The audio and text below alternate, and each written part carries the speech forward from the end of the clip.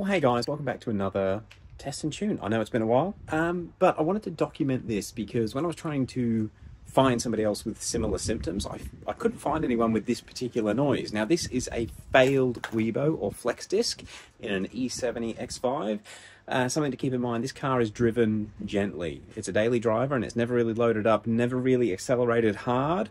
And yeah, this is the noise that we were hearing for the last month when the car got over 100 kilometers an hour, which it doesn't do very often, but when it did, it would make this ticking noise.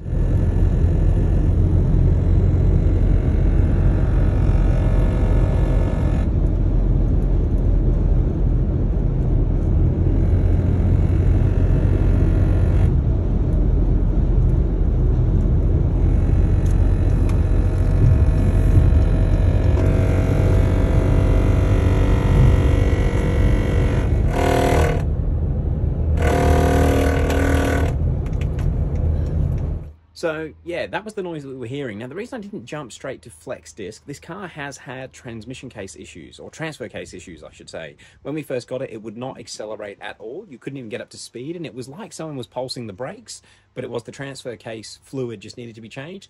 We did change the fluid about 4 months ago, and it seemed to be fixed. However, every now and again, under really hard acceleration, we would get a similar sort of thud, thud, thud, thud, thud when accelerating really hard, like if you were trying to overtake or an emergency type of acceleration.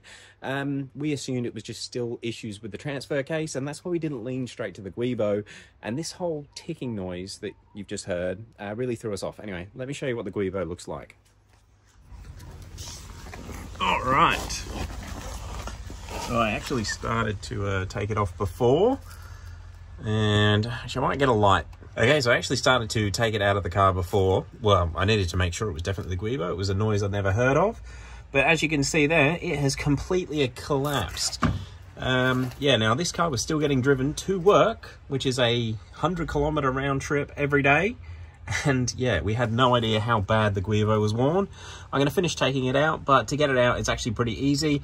You don't need to remove the exhaust like you do on some sedans. It's just this one heat shield, which you can basically undo, and that gives you access to it there. It is a bit difficult to get the GUIBO out when the wheels are on the ground, as they are right now, but with the right amount of spanners, you can actually get to all the bolts. Anyway, I'll get the rest of it out. Okay, so we got it out, and this is like, I mean, obviously it's come apart, and this must be some sort of Kevlar or, I don't know, but this is what I assume is supposed to keep it apart, but it's worn so bad it's actually worn through. And the whole thing is super, super soft.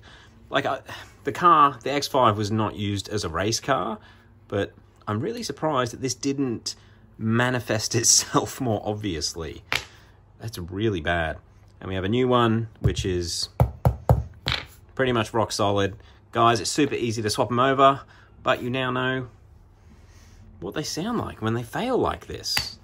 So I guess I better get it put back in. I will put a link in the description for the part number for these ones. The E70 one is used in a lot of older vehicles like E36 right up to E70.